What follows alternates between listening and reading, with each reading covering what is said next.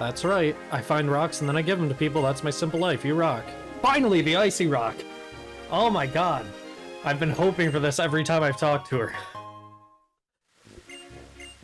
Yeah. If you like rocks, come back tomorrow. Roll in a different time if possible. I'll be here, I promise. Okay. Hello, Internet. Welcome back to another episode of Pokemon White version. In the last episode, we explored the area around Mistralton City, Icirus City, everything around that general area. This time, we're going to be heading on to Route 9, but first I wanted to check to see if I could get the rock I wanted, which I finally did, the Icy Rock. It extends the duration of the move Hail used by the holder. It changes it from 3 to 5 turns to, I believe, 6 to 8 turns. I might be a little off there. I'll put a note on screen if I am. This is an insanely good item for Strawberry. I'm going to keep him holding the Lucky Egg for now, but next time we have an important battle where I have to give Pokemon their, like, actual decent held items, that's definitely going to Strawberry.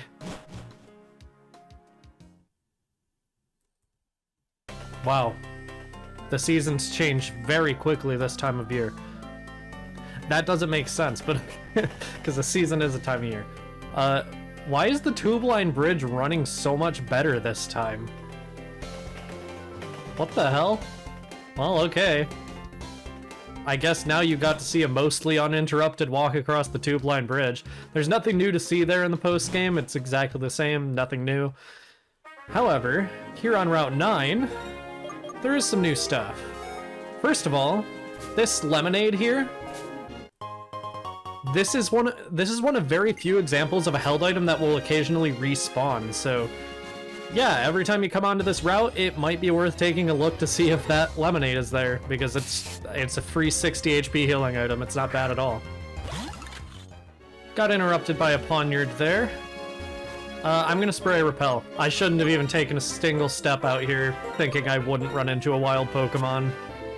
I should know better at this point in the series. Alright. So if we head down here, this cave is now open to us. Huh, you're quite the trainer, aren't you? Enter the cave and strengthen both yourself and your Pokémon. And we can do just that.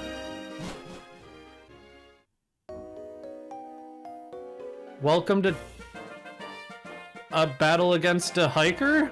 My journey has taught me that everyone loves Pokemon. I'm sure you'll love them too. No, there's blue on that spread. It's probably a backpacker. Okay, well, since the scrolling of the name of the cave got cut off, welcome to Challenger's Cave. This cave is a lie. You'll see what I mean by that soonish, but just know there's nothing particularly special to see in this cave. It's more just a cave where you can come, fight a bunch of pretty tough trainers, get some experience. It's very much just an area for training one time. Wow. We've been getting really lucky with the freeze in this Let's Play. That's probably the 3rd or 4th time it's activated. Usually you'll see that happen a grand total of 0 times on any given playthrough. Strawberry grew to level 52. Alright. Although we lost, our journey will still continue. That's good. I've never lost except to Getsus twice. Alright, I should heal. Because I haven't recorded in like a week or two, so I'm not entirely in post-game Pokemon Black and White mode where every trainer is going to be like 13 levels higher. Alright, let's head down. If you couldn't tell, you are very much going to want Flash in here. I've considered very carefully if I actually want to give Flash to anyone. I'm thinking Nobunaga. My justification here is that I can replace it at any time with Thunder or Toxic again, and once again, we're very much going to be focused a lot on exploration in the post-game, not so much on battling. May seem a little absurd considering, you know, all the trainers with their ridiculously strong Pokemon, but I don't know. I just think it's worth having a team set up to use HM moves and field moves now of all times. I'm going to turn on the dowsing machine again. There's an item here, an ether. Can't complain about that. I almost said what that did, but at this point in the series, I should not have to go over that. If there's a steep cave in the east, I go there and train my Pokemon, and if there's a strong trainer in the west, I go there and challenge that trainer. Logic tracks, buddy. Okay. What do you got? Dratini. Oh. Are you gonna have Dragonair and Dragonite too? Because if so, you have a relatively good team. I mean, you have like a Kanto gym leader team in that case, which, you know, they're not the best gym leaders, but Kanto has some strong Pokemon. I think we got a crit there. That probably would have killed it either way, but still. Okay, you're throwing off my expectations a little bit. Not gonna complain. It's a little bit easier to deal with than a Dragonair. Terry. Your name is Terry? Is that a Brian David Gilbert reference? Please. It's not gonna one-shot. I'm pretty sure it has Sturdy. It doesn't have Sturdy. I just got very unlucky. Double Edge. If it has Rock Head, Double Edge won't knock out. Okay, it doesn't have Rock Head. I don't even know what ability Sudowoodo can have, to be completely honest. Manectric. That is a Wilbur Pokemon.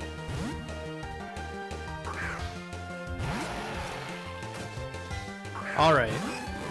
Manectric is a Pokemon that I've always felt weird about. Its head just looks like a mountain. And it's just weird. I like its colors a lot. I think blue and yellow are good colors. I say that, of course, as someone who was born and raised in Michigan. But it has nothing to do with the team. I'm not a sports person, so... Yeah. Blue and yellow is just sort of a Michigan thing, though. Scyther. We don't... Do we have any Rock-type moves? I already forgot. We have Rock Slide on Darunia. Darunia's objectively the best choice to deal with the Scyther anyway. So this guy just had a Dratini, even though it was level 60-something and could have been a Dragonite. That's weird. I mean, this guy's clearly a big Kanto fan, judging by the Pokemon he's using, but you'd expect him to use, like, a Dragonite. I think we're late enough in the game that you can give trainers some pretty challenging teams, and it should be okay. My Pokemon clearly lack proper training. Well, yeah, your Dratini isn't evolved. I'd say so. Alright. This girl. I want to heal first, obviously, because it's a post-game trainer. I didn't actually take that much damage there. This girl. Oh, are you the legendary Pokemon that's said to live here? That line fucked me up as a kid, because there is no legendary Pokemon in the Challenger's Cave. Why would you put that line there? I was convinced for the longest time as a kid that there had to be some way to find a legendary Pokemon in this cave. And when I found out there wasn't, you best believe I was a little pissed off. She mentions a legendary Pokemon, but there is none in this cave. There is a little bit of lore behind this cave. I'm pretty sure a trainer will bring it up later when we talk to him, but if not, you know, I'll go over it now because what's the likelihood I even read some of the dialogue from some of these trainers, you know? It is most likely that the Swords of Justice trained in this cave, because there's another trainer. Maybe it's this trainer after we beat her, actually, so never mind. I'll save this until we're done with this fight. You are sending a +4 special defense buff to Gabite. Good thing I used Dragon Rage, or Dragon Claw. Dragon Rage wouldn't have done very well at this point in the game. Yeah, okay. Baton Pass is a really good move. It passes whatever stat changes your Pokemon has undergone to whatever you replace it with. Yeah, it's really good. Grumpig. I think X-Scissor from Wilbur should be good.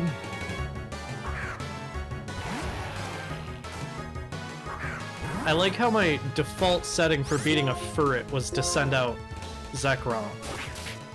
That's funny. Probably won't one-shot, and it one-shot, and well, it was a crit. Okay. Good job, Wilbur. Furret. Wilbur has been like a consistently fantastically performing Pokemon. I'm not surprised, Wilbur. Oh, God. It's about to use Earthquake.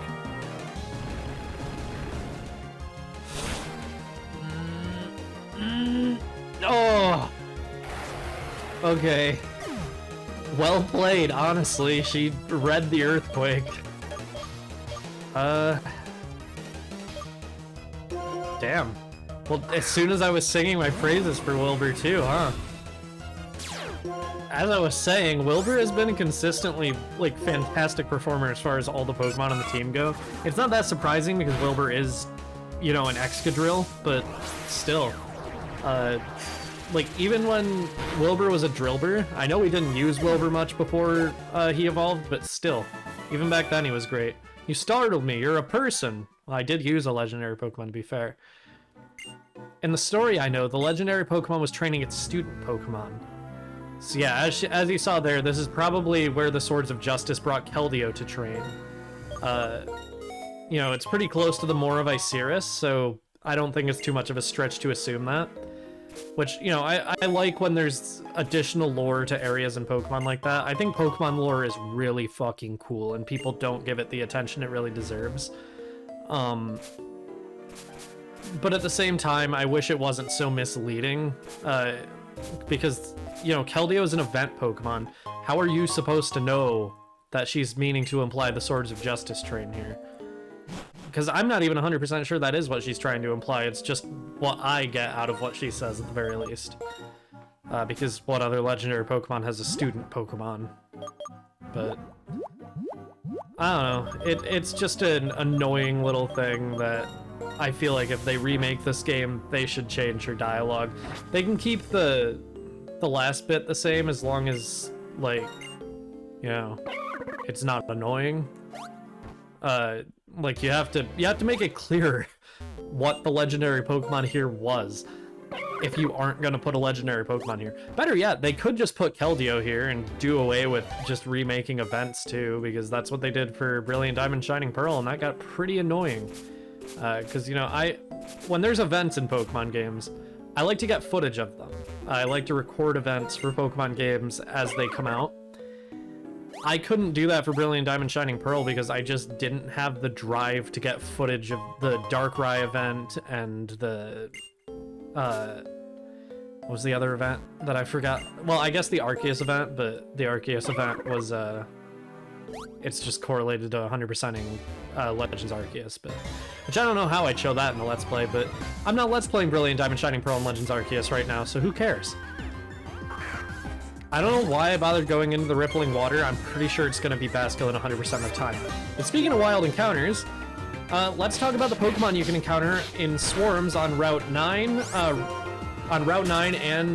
Pokemon you can encounter here in Challenger's Cave. In Pokemon Black on Route 9, you can get Houndour. It gets Flash Fire, which, well, it gets Flash Fire to switch into fire types and set up Nasty Plot.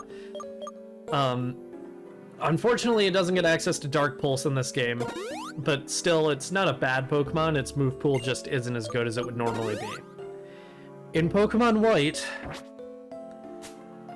Poochyena. Why do they give us Pokemon White players the short end of the stick with so many of these swarm encounters? Illumise and now Poochyena. Poochyena has underwhelming stats, and while it can get some fun moves like the Elemental Fangs, it's just not something I can easily recommend picking up for your team this late into the adventure. It's not the worst Pokemon in the world. It even gets Intimidate on its evolution, but it's just a little unfortunate and underwhelming. Those words tend to go together pretty well. Graveler needs to be traded to evolve. If you can evolve it, it has solid stats and a decent type. Also a great ability. I mean, its type is decent offensively. Graveler gains a lot of weaknesses that you wouldn't find on, say, Gigalith. Gigalith is a pure rock type, while Graveler gains the ground type along with the rock type, which just doubles the increase to the increase that grass and water moves get against it, which can be a little frustrating. I used a Golem in my Pokemon Fire Red Let's Play, which was my first Let's Play. Don't go back and watch it. Graveler isn't unusable, nor is Golem, but it's just challenging to use with all the weaknesses it has. I'll say that much. This guy. These Pokemon were born on the same day and raised together.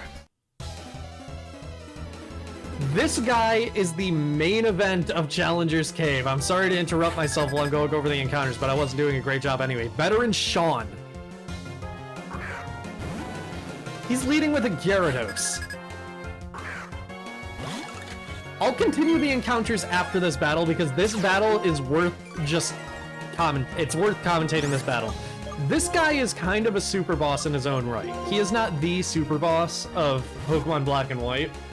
We'll obviously be fighting the super boss of Pokemon Black and White later.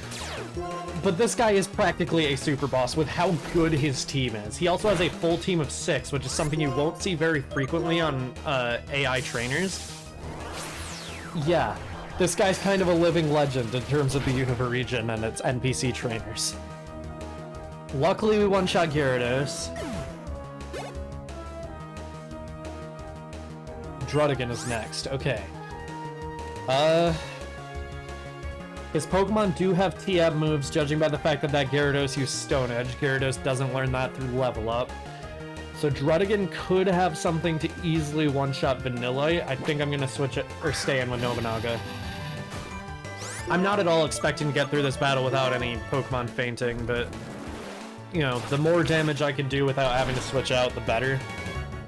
And the less Pokemon that faint, the better, obviously, as well. Outrage. That's probably knocking out. Yep. Not Nobunaga's first time fainting, but probably the most embarrassing time fainting. It's using a Dragon-type move. It's locked into Outrage now, so Wilbur is my best bet. Steel Resist Dragon, which is good to think about. Let's go Earthquake. We're faster too. Alright, that's good.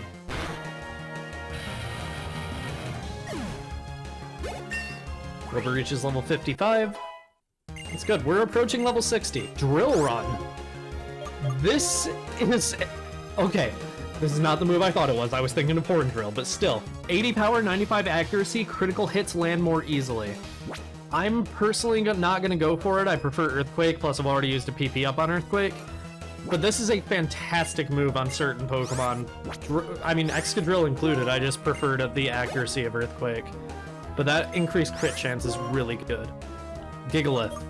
I'm going to switch into George. This battle is definitely harder if you're playing on set difficulty. I'm playing on Switch, so hopefully, well, luckily, rather, this probably won't be too bad. I think Surf and Grass Knot would probably do about an equal amount of damage, but it's going to do a ton of damage with Stone Edge here. So I'm just going to go for the same type attack bonus. I say Grass Knot would probably do around the same just because of how heavy Gigalith is. Okay, come on, George. Wow, okay.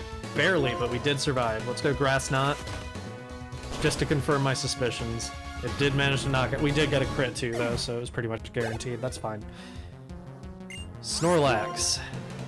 As I said, he has tough Pokemon. I think Superpower is a really good move against Snorlax. Snorlax has really high HP, really high special defense, but its regular, like, physical defense isn't the best. Let's go... I could soften it up a little with Fire Punch. But it probably has Earthquake or Rock Slide, so I'm gonna go Superpower. Superpower doesn't knock out Fire Punch will, even with the stat drops. Although, if Superpower doesn't knock out, it'll probably one-shot us. Depending on what it goes for here. Body Slam.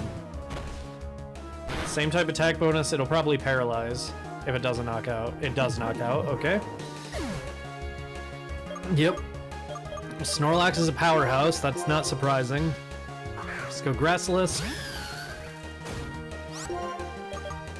Just Leaf Blade. Just go for same type attack bonus. Oh! I know Gracilis isn't the strongest attacker, but that's sad. Thank God this guy doesn't have healing items. Okay. Snorlax is down. George grew level 56. Still not learning any moves, of course, because George is George. Excadrill. Again, this guy has tough Pokemon. I know what his last Pokemon is after this.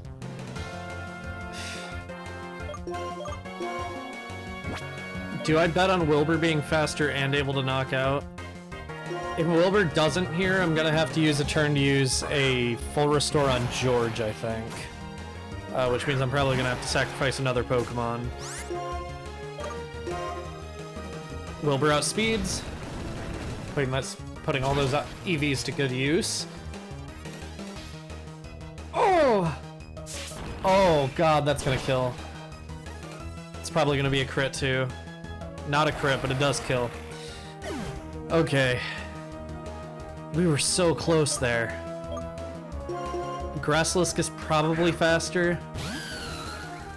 It's at such low health that I don't really need to switch into George here. Okay.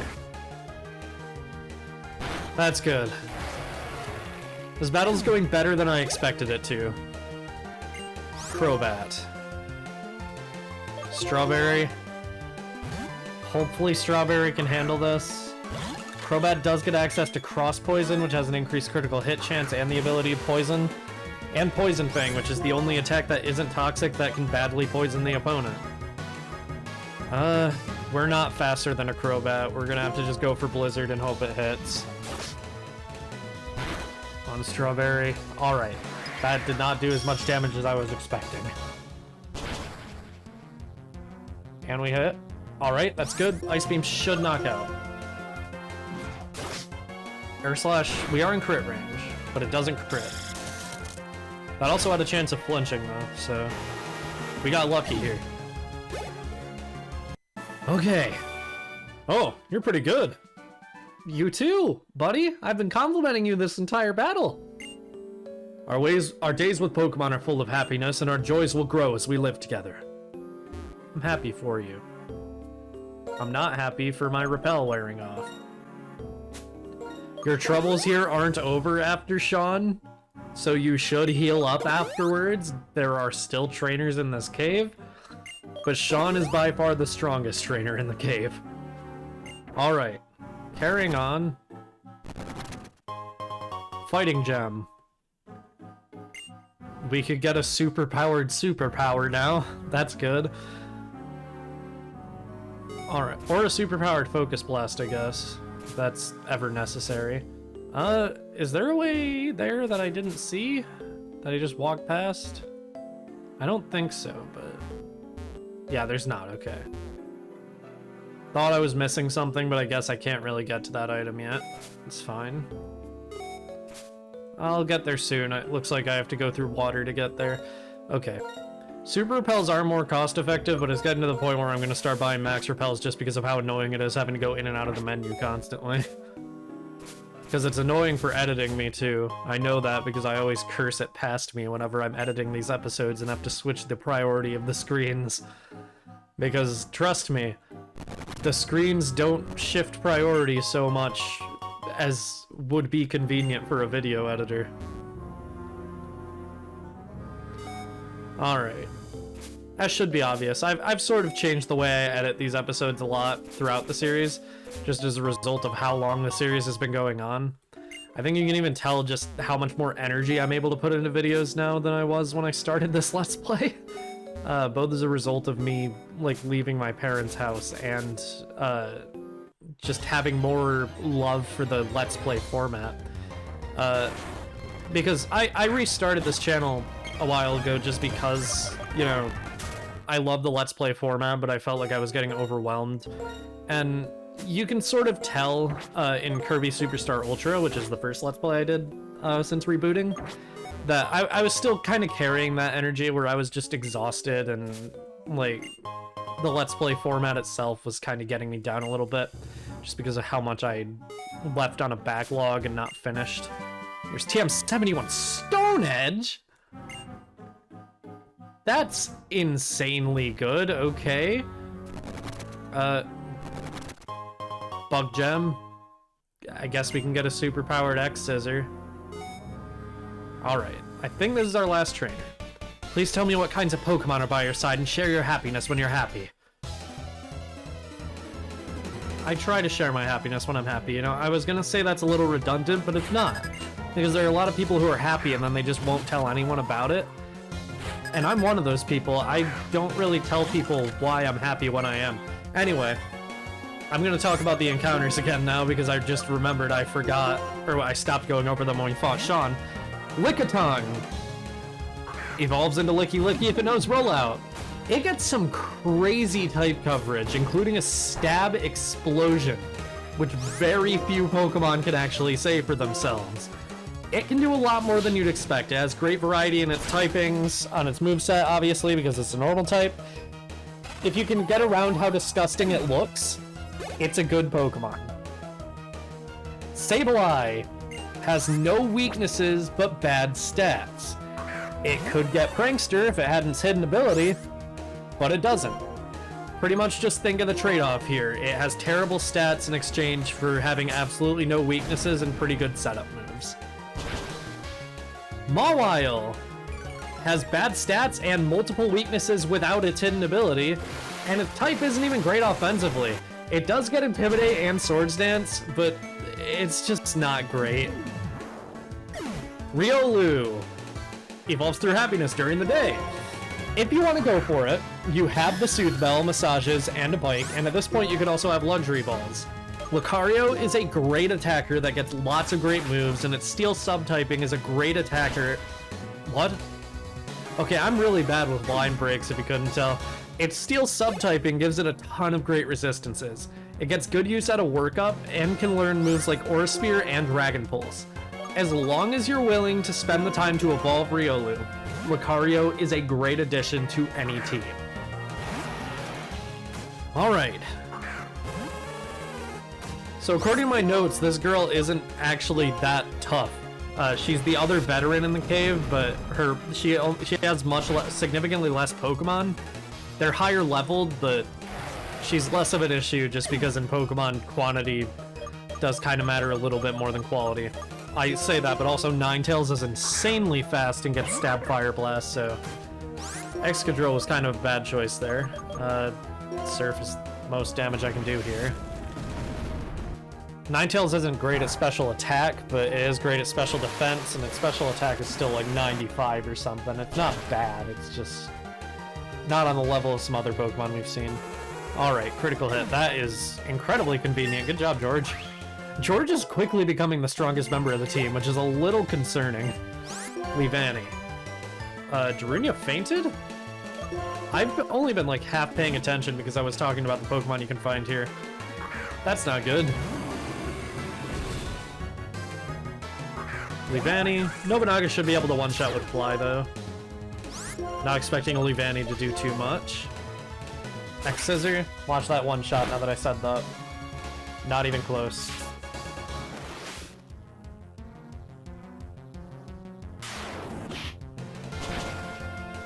That should one-shot. Alright.